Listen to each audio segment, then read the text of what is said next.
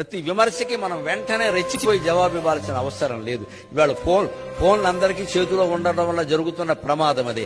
ఎవరో అందులో మన గురించి ఏదో పెడతారు, వెంటనే రెచ్చిపోయి వాళ్ళకి ఏదో ఇస్తాం. మళ్ళీ అక్కడ ఇంకో 100 మంది విమర్శ, ప్రతి విమర్శ. ఎందుకు వచ్చిన సంత? ఊరుకున్నంత ఉత్తమం లేదు, బోడుకున్నంత సుఖం లేదన్న వదిలేయడమే. ఇప్పుడు వాడెవడో ఒక మాట అనగానే మన వ్యక్తిత్వం ఏమైనా తగ్గిపోయిందా? మనం ఏమిటో మనకి తెలియదా? వాడి కామెంట్ ఒకటేనా అక్కడ లెక్క? వాడు బట్టన వేలు పైకి లేపాడా, కిందికి లేపాడా, ఏదో పక్షపాతం ఎటో లేపుకుంటాడు, మనకెందుకు అది? ఇతరుల అభిప్రాయాలను బట్టి మన వ్యక్తిత్వాలు ఉండవండి. మనం ఏమిటో మనకు తెలుసండి. ఇక్కడ వారు చెప్పక్కర్లేదండి మనకి. వారి మీద మనం ఆధారపడక్కర్లేదు. మనం ఏదో అందంగా ఉన్నామని మనకు అనిపించింది, మనం చూస్తే చాలు. ఆ ఫోటో అందులో పెట్టక్కర్లేదండి, చాలా ప్రమాదం అది.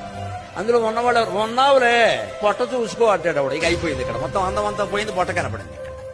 వాడి అనే మాట ఎందుకు వచ్చింది? మనం ఫోటో పెట్టకపోతే అంట కదా. మరి అందులో పెట్టిన తర్వాత అనేవాడు అంటాడండి. అంచేది ఇతరుల మెప్పు కోసం బతకద్దు, మన కోసం మనం బతకాలి. మనలో ఉండే జీవాత్మని పరమాత్మలో కలపడం కోసం బతకాలి. ఆత్మజ్ఞానం ఒక్కటే అంతిమ లక్ష్యం.